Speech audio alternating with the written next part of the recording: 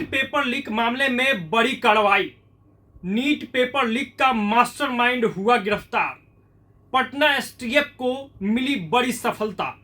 जी हां, बीते वर्ष मई 2024 को नीट पेपर लीक हुआ था। परीक्षा के दौरान जब पेपर लीक हुआ तो इस बात की खूब चर्चा हुई थी, खूब हाय तौबा मचा था, पूरे देश भर में बवाल मचा था कि आखिर नीट जैसी बड़ी परीक्षा में भी पेपर लीक हो जा रहा है। आरोप बिहार के लोगों पर ही था। संजीव मुखिया इस पूरे मामले का मास्टरमाइंड था और आखिरकार इसकी गिरफ्तारी हो चुकी है। साल भर से बिहार पुलिस उसकी तलाश कर रही थी। पटना के कोर्ट ने आदेश भी जारी किया था कि अगर संजीव मुखिया खुद गिरफ्तारी नहीं देते हैं तो कुर्की जब्ती की जाएगी। 3 लाख का ये इनामी फरार था। बड़े लंबे समय से इसकी तलाश हो रही थी। चूंकि जब नीट परीक्षा में पेपर लीक हुआ था तो बहुत बवाल मचा था, चूंकि विद्यार्थियों के भविष्य से जुड़ा मामला था।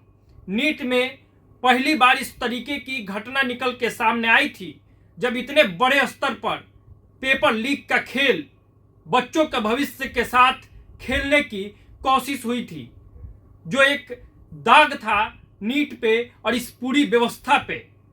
लेकिन आखिरकार पटना एसटीएफ के हत्थे इस पूरे घटना का मास्टरमाइंड गिरफ्तार हो चुका है, उनके हाथों पकड़ा जा चुका है। गुरुवार रात में उसकी गिरफ्तारी हुई है और मामला अब निकल के सामने आया है कि संजीव मुखिया की गिरफ्तारी हो गई है। हम आपको बता दें कि यह संजीव मुखिया बिहार के नालंदा का रहने वाला है और कई बार यह पेपर लीक से जुड़े मामलों में चर्चा में आया था और इस बार भी नीट में जो पेपर लीक हुई थी उसका यह मास्टरमाइंड था। तो पूरी चर्चा इसकी चल रही थी, लंबे समय से इसको पकड़ने की प्लानिंग चल रही थी।